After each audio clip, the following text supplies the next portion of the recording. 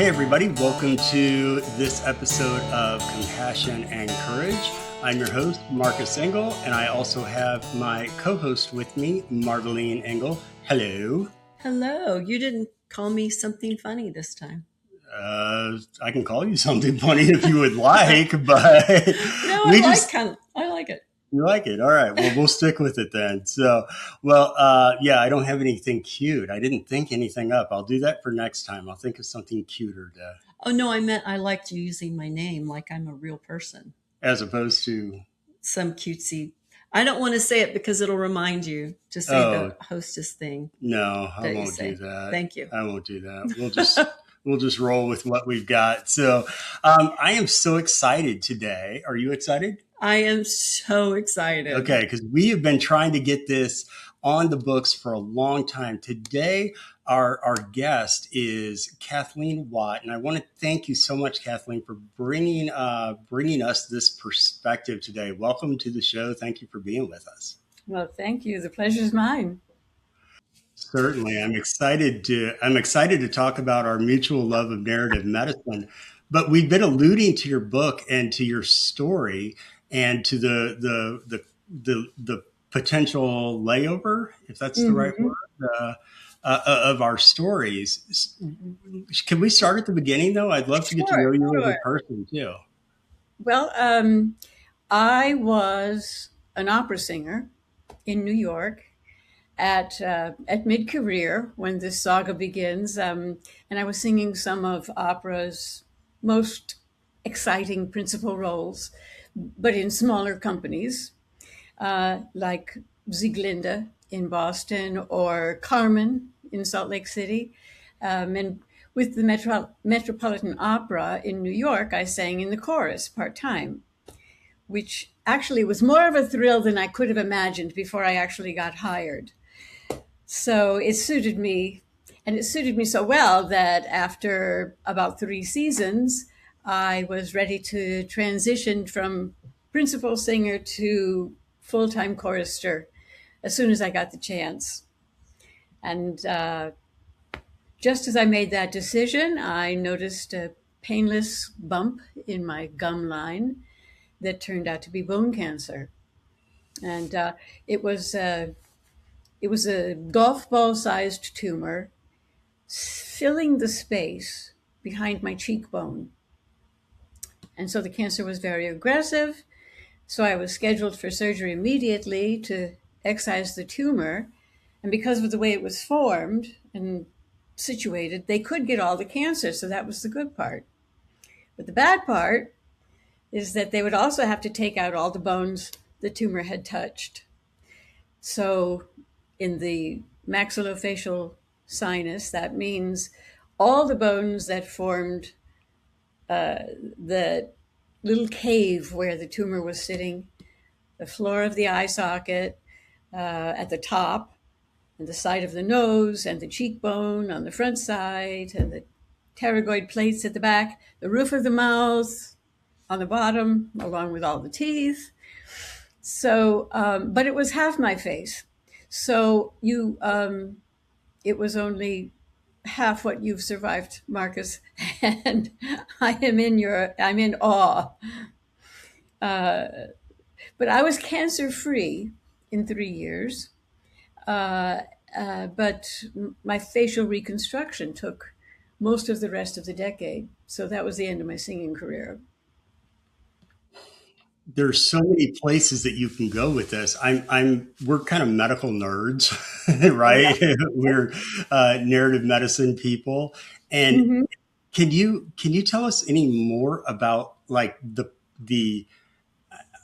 I'm picturing how long the journey must have been. Can you tell us a little bit more medically how things played out? Yes, I could tell you a lot. I had a maxillofacial tumor, and it was first diagnosed as chondrosarcoma.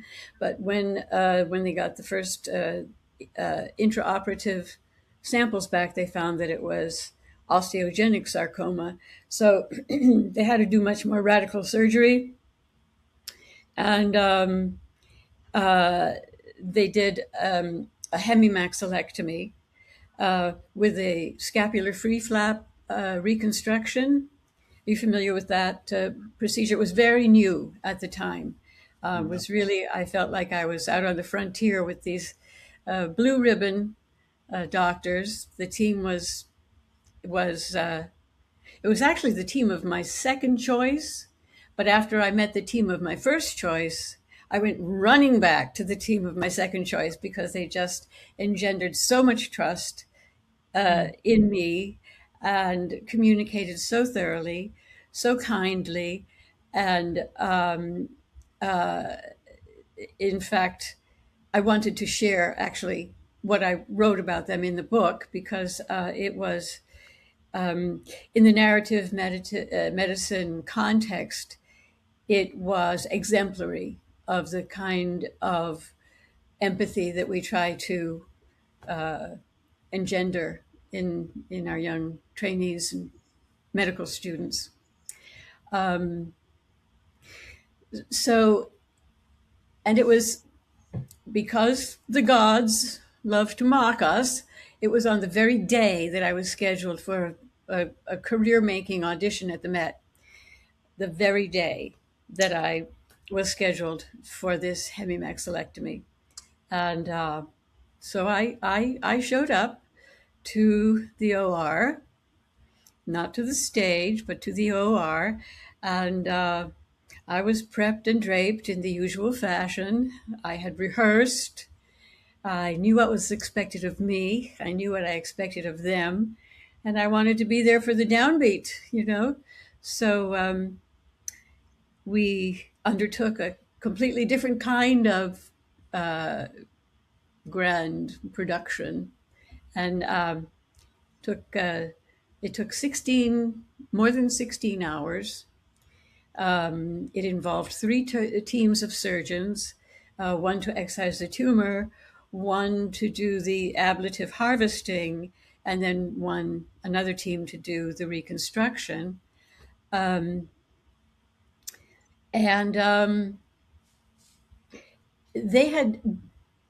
they told me that I was an ideal candidate, and I think it was because I was an opera singer and I was otherwise healthy and motivated to get back to the work I wanted to do. And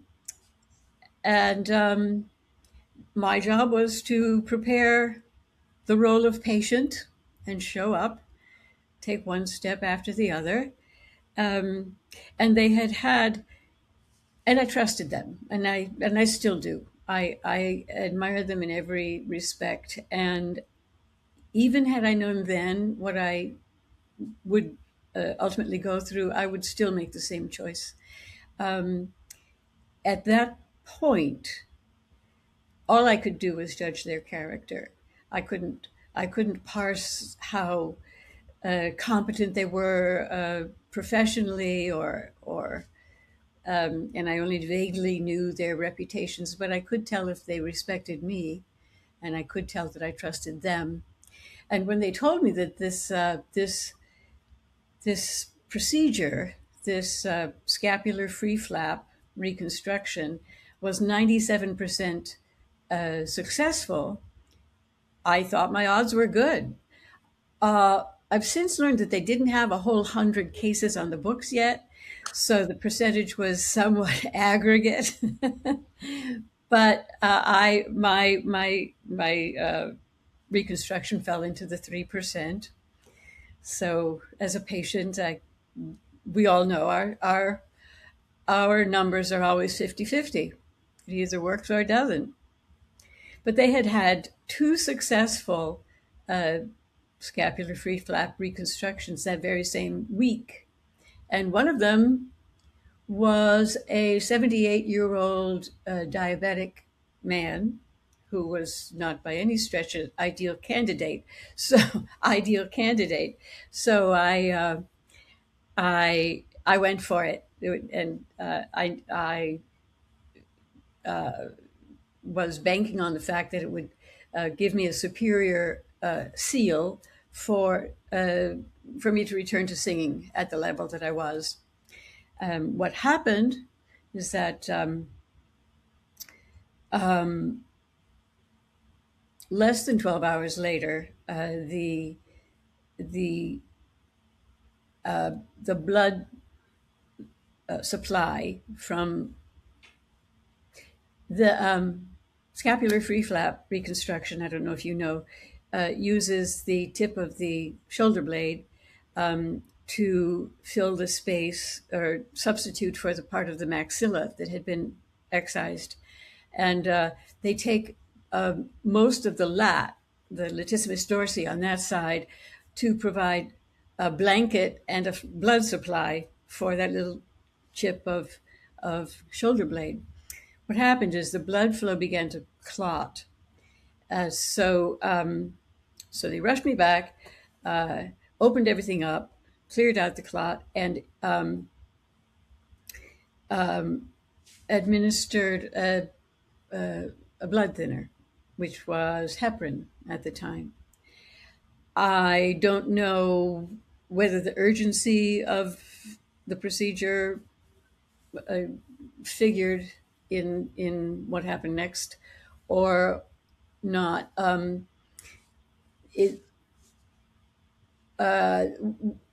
effect of the heparin in the dose that they gave me was that it caused brisk bleeding that kind of shredded the vessels, created a hematoma, which grew large enough in my neck that before they could evacuate it completely, it had crushed the anastomosa. So the reconstruction lost its blood flow and had to be evacuated. So within 24 hours, my big experiment was over. I wasn't going to be reconstructed in that way. And I would be fitted ultimately for a prosthesis. So I have a prosthesis in my face. Let's see. Oh, after the evacuation of the hematoma and the whole graft, they put me in an induced coma for a week. So all the rest of my adventures, I think, cascade from that point, because I had a very elaborate ICU psychosis, lots of hallucinations, which there were many silver linings. And over time, and even at that time, I learned to appreciate them all. None of my hallucinations were negative, except possibly emotionally. And that was a consequence of having imperfect input, because I couldn't hear well, I couldn't see well, I didn't have my glasses, I couldn't speak, I had a tracheostomy, I couldn't swallow, couldn't breathe very well. And so, for example, I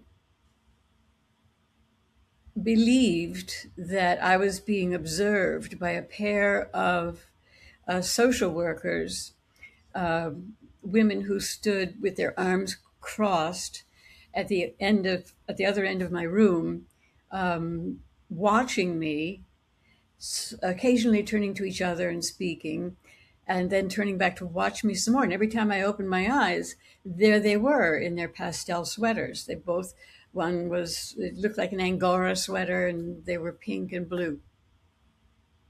And this disturbed me because I couldn't figure out what they were watching for, what I had done wrong, if anything, what I should be doing differently, what kinds of notes were they taking? Were they, it just, it bothered me emotionally and psychologically. It occupied me because I was trying to figure it out.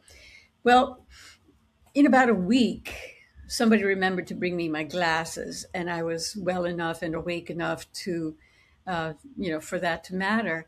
And the minute I put my glasses on, I realized there were no, gossiping busybodies at the end of my room. It was two vases of flowers, two bouquets that were now wilting and curling. And without my glasses, they looked like, this fuzzy image of two pastel colored women. And um,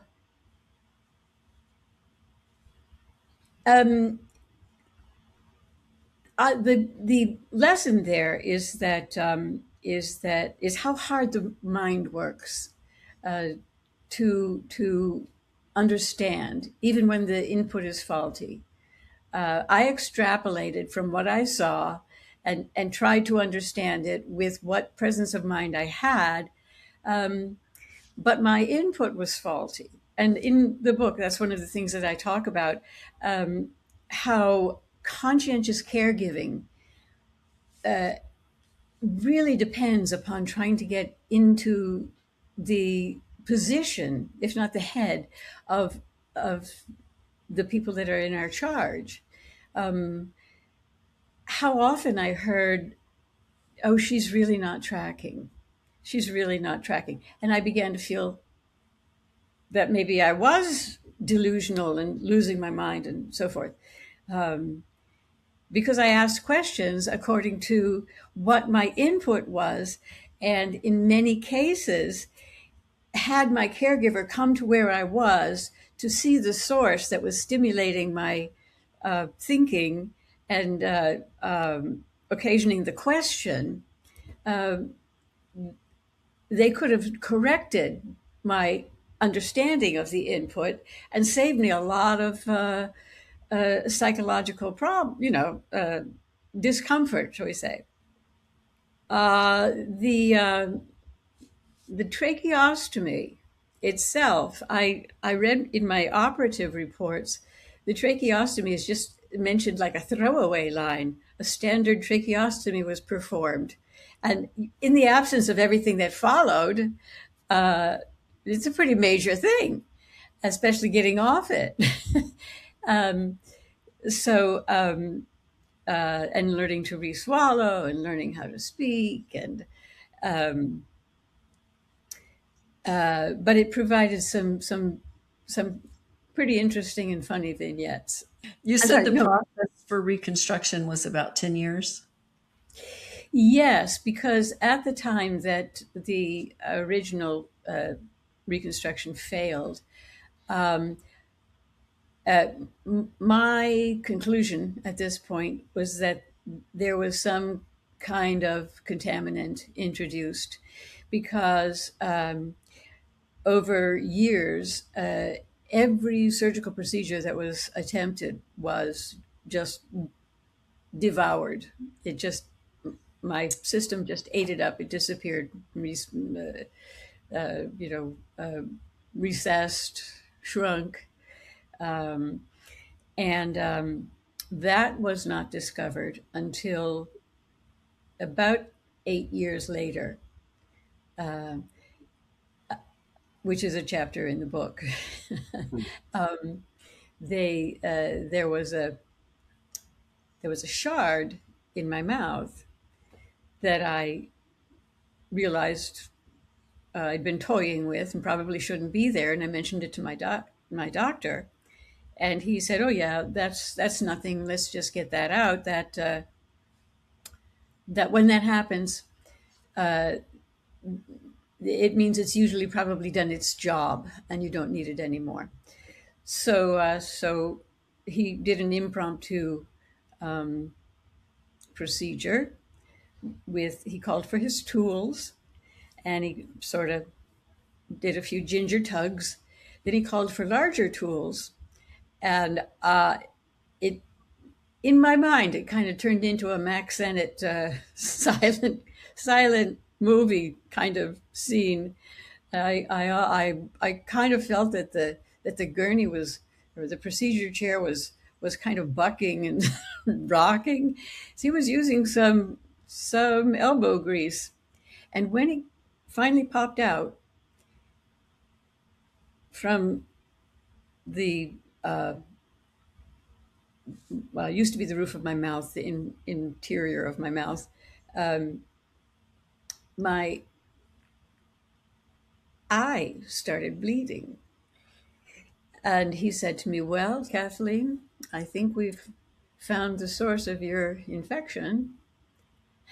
that, which was a victorious moment, and also gave me pause, because it was the first time that I understood that he had not really had an answer to what was going on with me.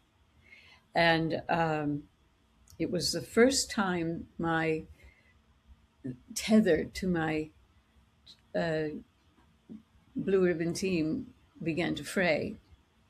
But by then, I was so many years in that I was myself quite a lot more seasoned in patienthood, quite a lot more oriented to what their job is, and to the reality of my own stewardship as a patient and an owner of my own body.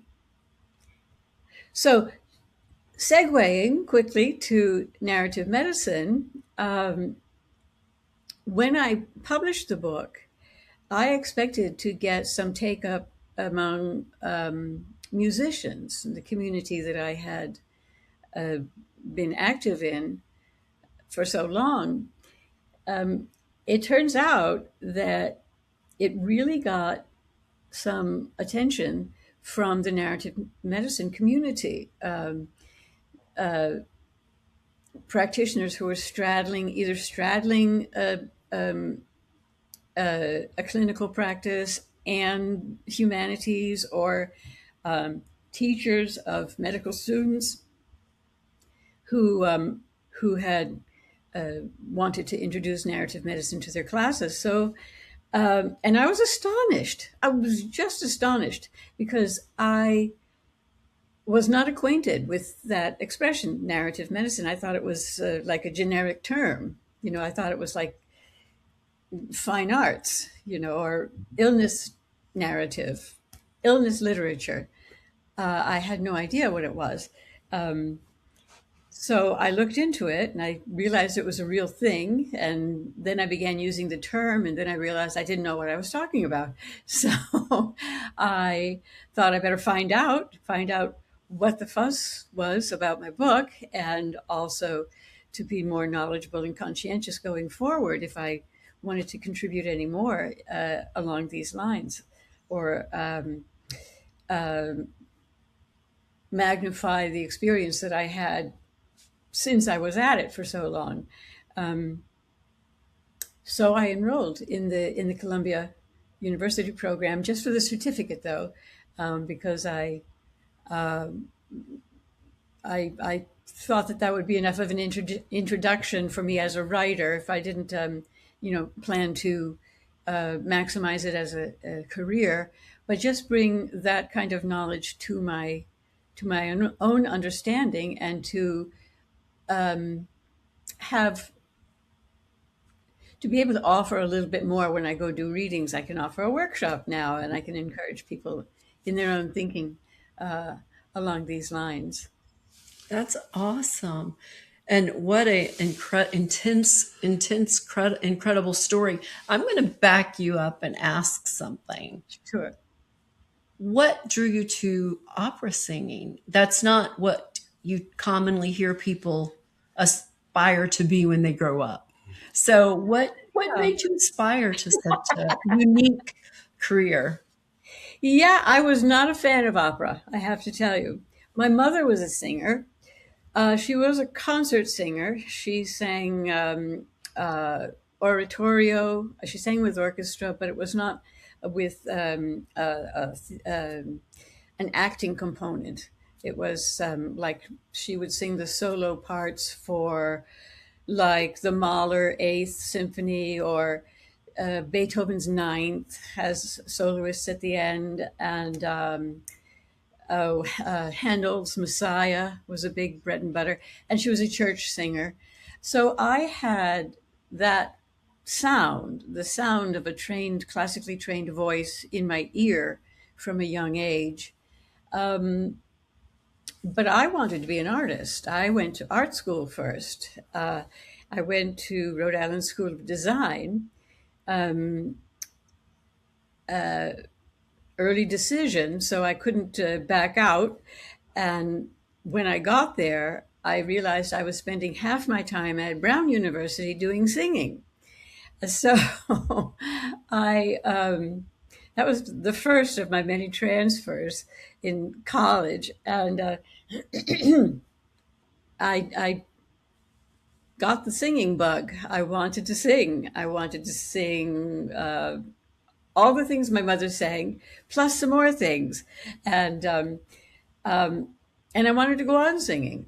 I ended up with a degree in art, but a minor in voice. And as soon as I left college, I moved to New York to sing. Go figure. But I thought, You went from um, something I would say it sounds almost like a calling for you mhm, to do mhm. this because you were exposed to it young, which is great. Um, and then you get on the pinnacle, just like you said, right on the edge of achievement, and Mhm. it's taken away. Tell me a little bit about the emotions of that. This is another silver lining because I didn't have to do it all at once. I When I was diagnosed and when I had my first CAT scans taken, and I went to the doctor who ordered the CAT scans, who was not a surgeon, but he explained to me what I had, and the first thought that crossed my mind was, can I get back for the season? I knew I was, I knew it was cancer. I knew it was serious, but I heard that they could get all the cancer. So my only concern, two, I had two areas of concern. One area of agency, which is which reconstruction to choose. So my concern after having made that decision was how long would it take? And he sort of swallowed hard and he kind of focused on a spot behind me and said, when would that be? And I said, well, I know I'll have to miss the rest of this season, but we get our repertoire for next season in August, and we go in for musical rehearsals in September, and then we go on stage in October. So I'll have to start practicing in July. Can I make it? And he said, well, let's see now. Uh, well, you have to be this many days in surgery and this many days in ICU and this many days in recovery. And he didn't count the induced coma because that wasn't on the books yet. And he said, well, I think all things being equal, I think you probably could. And I said, okay, good. And you'll be doing it? He said, no, no, no, no. This is way beyond my skill level. And he gave me a list of people that we checked out. And he ended by saying, whatever you do, don't go to Dr. X. He's radical. And he, he said, he is the best, but he can be radical. And I said, okay. And we went to somebody else on his list, uh, and who was an emerita at the time.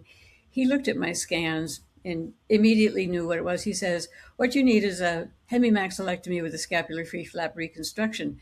And the one who can do it is Dr. X. He happens to be here today. Let's go see him. And it was like, da da da, organ of doom. But he turned out to be the kindest man I ever met. Uh, um, Actually, when when you come to the point, Marcus, where you ask me for an act of compassion, I want to read a little bit about this doctor from my book, if you don't mind.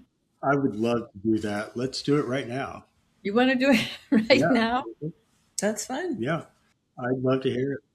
To finish your answering your question, I thought that I was going back to work for the first 3 months. I thought, well, maybe I'll miss the next half of the next season.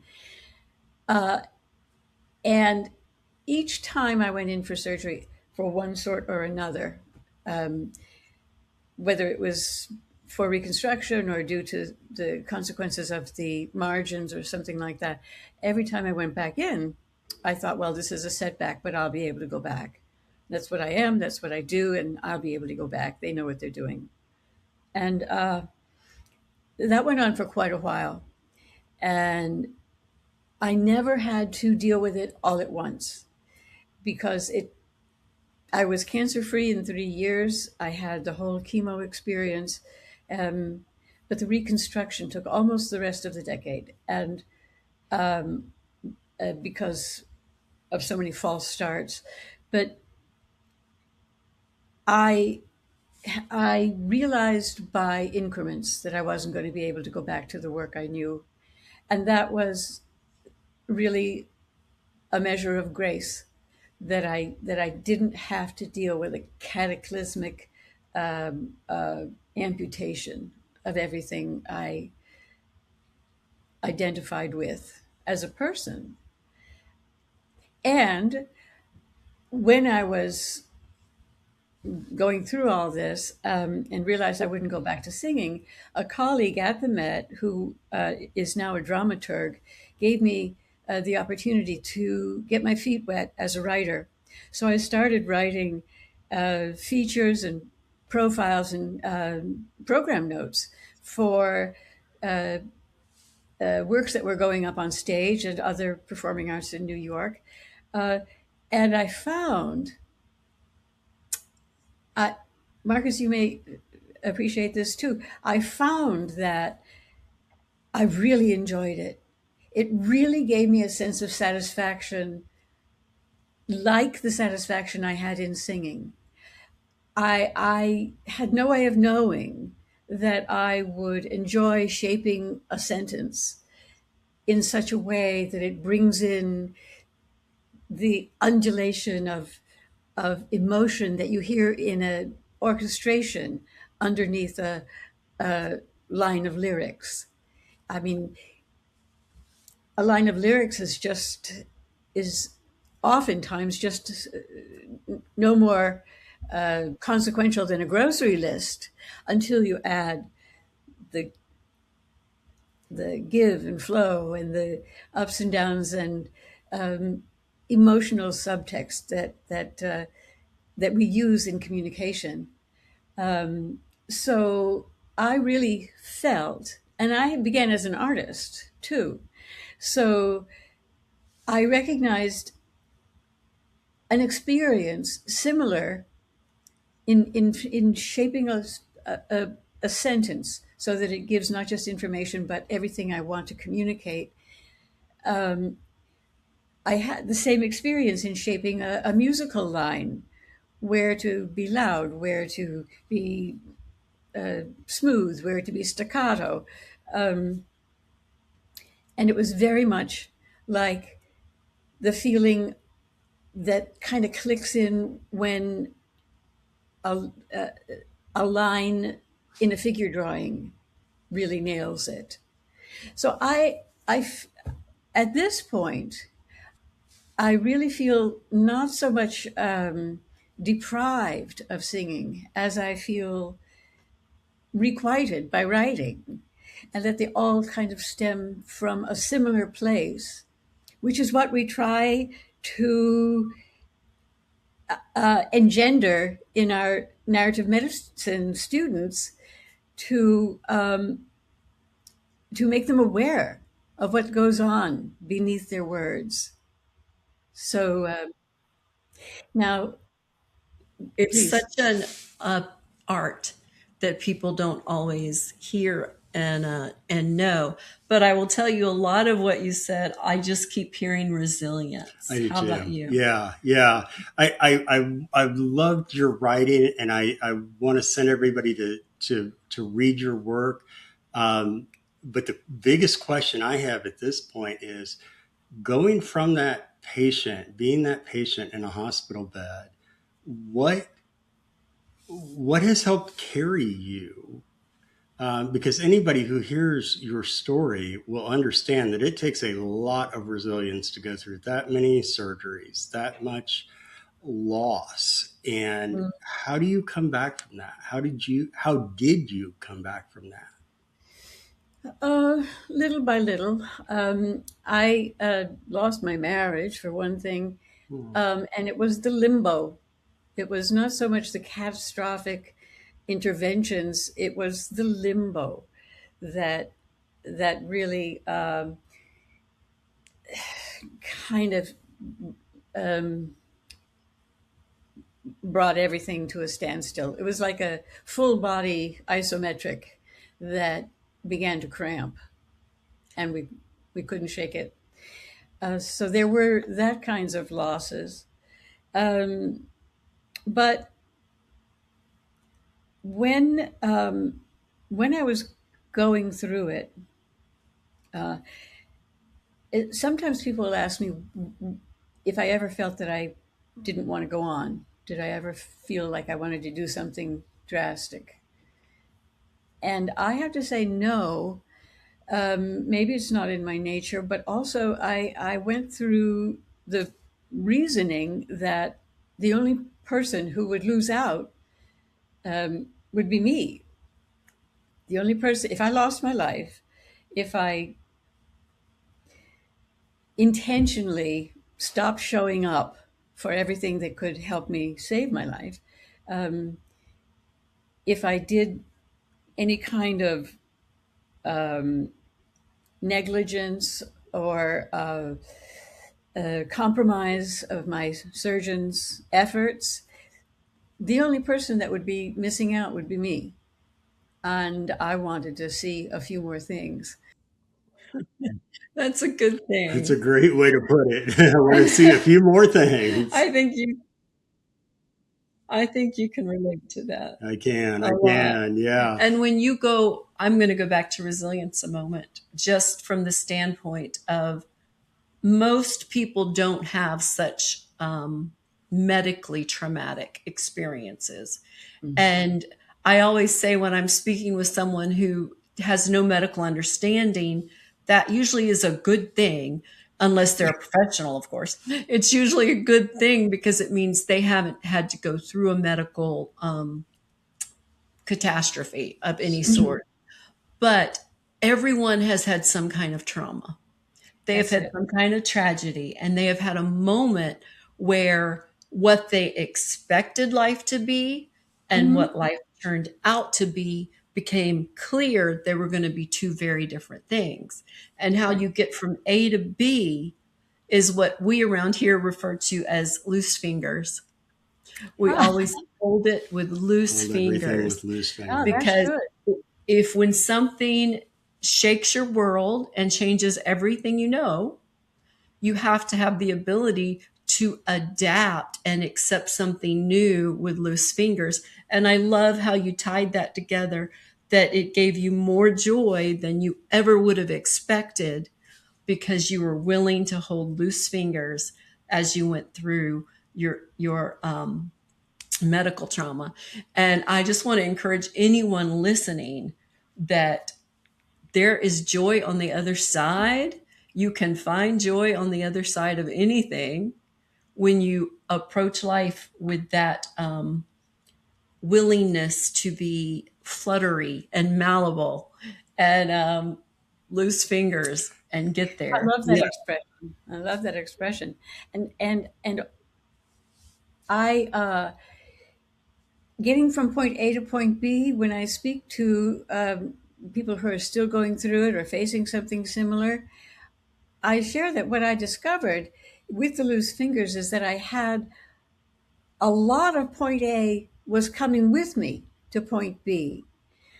I had already inside me a lot of the resources that I needed to be resilient enough to get to point B. So it's all of a piece in a way. I try to tell people don't treat it as a hiatus because it may be protracted, as it was in my case, 10 years. And you may think that you'll get back to your life when it's all over. But long or short, it's part of your life. It's a chapter. And interesting things happen. You learn things in between. You meet people in between. You laugh, you have joy, you have love, you have disappointments. It's your life. And mine was long enough, I couldn't call it a hiatus. But it was also full of lively things and memories, experiences that I treasure, and for which I was not as unprepared as I thought when it seemed that point A was going to be gone forever. It's not. It's still there with point B and point C. So I love that, Loose Fingers. You are I love here, that. and Yes. you are here, and I am here, and we get to be here, right? This Yes, is the yes, gift and yes. the blessing of life itself. And then it becomes a blessing to other people. Yep. So, and I will tell you, some of our staff have read your book and given it great reviews. So good. I'm going to remind our listeners that in the show notes, they can find the link to pick that up. And I even know you can get it on Kindle, which we love. Yes. So that's awesome. You can have it. You can have it just that fast. Instantaneously. Yeah. So Kathleen, thank you so much for spending time with us today. Thank you for all of the insight and education. And thank you for reminding me of some of those really good caregivers too that are there for us. That are there for us. Absolutely. My pleasure. And Marcus, your podcast is so wonderful and so professional and rigorous and We work hard at it. We just try to highlight as many great voices as we can, right? People who have been through things and have come back from these very difficult experiences with something to share. And thank you for sharing your time with us today. Thank you for sharing your time with me. You know, it is a joy. And I am going to say, y'all need to be sure you are subscribing and also following on social media because we have some major projects coming up. Big stuff. You are going to be so excited. I just promise it's going to be the highlight of your world if you just hear about some of these. I'm not going to promise you it's going to be the highlight of your world, but it is pretty cool. And we've got some big announcements coming up in the next few months. So stay tuned, stay subscribed. And thank you so much for being with us on Compassion and Courage. This is where resilience begins. Thanks, guys.